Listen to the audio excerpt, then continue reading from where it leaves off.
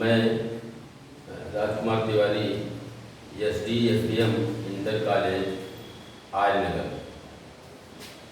प्रिय भैया बहनों, आज हम अपने कक्षा 10 के अध्याय के पद सूरदास जी से जो लिया गया है उसमें से पहला पद हमने कल आप सभी को बता दिया था।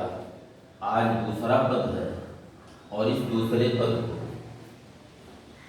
हम इसका अर्थ समझा दे रहा हूँ और आप सभी इसका अर्थ समझ लेना और फिर अपने घर पर तैयार करना।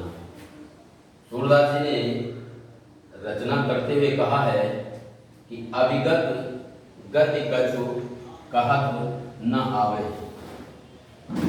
अविगत माने होता है निराकार, अज्ञात, जिसका ज्ञान किसी को न हो।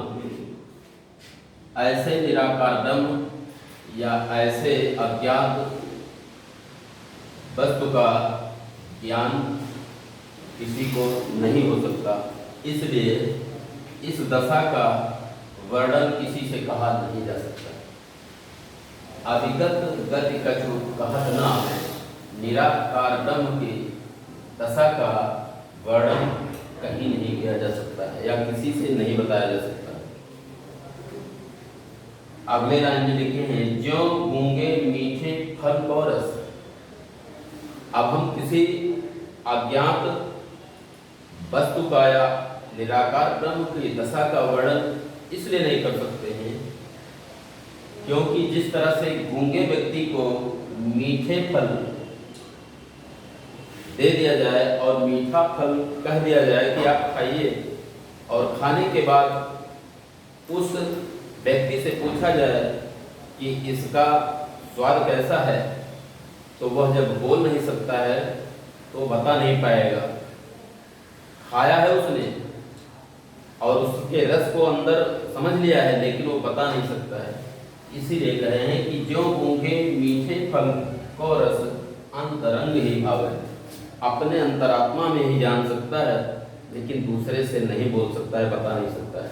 उसी तरह से निराकार ब्रह्म की दशा का वर्णन नहीं किया जा सकता है। अगली लाइन में है, परम स्वाद सभी सुरेरंतर।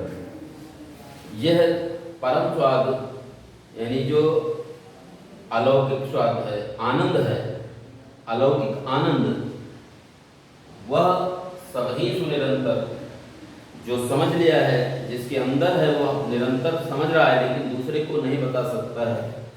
अमित तोष उपजावे। अत्यधिक, अमित माने अत्यधिक, तोष माने संतोष करना। संतोष तो उसको मिल जाएगा, अपना जान जाएगा लेकिन दूसरे को बता नहीं पाएगा। इसी तरह से मन वाणी को अगम अगोचर, जो मन वाणी है, जो मन रूपी वाणी है, अपने मन में ही जान सकता है लेकिन दूसरे से बता नहीं सकता है। अगम है, जहाँ पहुँचना कठिन है, जिसका ज्ञान प्राप्त करना कठिन है। अगोचर है, अगोचर का अर्थ होता है कि जो बहुत ही निराकार है, हर जगह चलता है और कहीं नहीं रहता है। उस निराकार ब्रह्म की बात को हम दूसरे से नहीं बता सकते हैं। सो जाने जो पावे, जिसने इसको अंदर ही अंदर में प्राप्त कर लिया है उसी को प्राप्त हो सकता है, उसी दूसरे को नहीं बता सकता है। रूप रेख गुण जाति जुगत बिन। इसलिए सूरदास जी कहते हैं कि जिसका कोई रूप नहीं है यानी आकार नहीं है, जिसकी कोई रेख नहीं है, आकृति नहीं है, और जिसका कोई गुण अर्थात स्वभाव के बारे में भी नहीं पता है, और जिसकी कोई जाति नहीं है, और जुगत माने उपाय नहीं है, जिसका जिस ब्रह्म का कोई रूप नहीं है, आकृति नहीं है, जिसके गुण के बारे में हमको पता नहीं है, जिसके जाति के बारे में कुछ पता नहीं है, और जिसके प्राप्त पहुँचने तक के कोई उपाय नहीं है। जुगत माने उपाय। बिन निरालंब, ऐसे निराकार ब्रह्म के प्रति कौन जाएगा, ऐसे निराकार ब्रह्म की पूजा कौन करेगा। इसलिए सूरदास जी कहते हैं सब विद्यगम हर तरह से हमने विचार लिया है।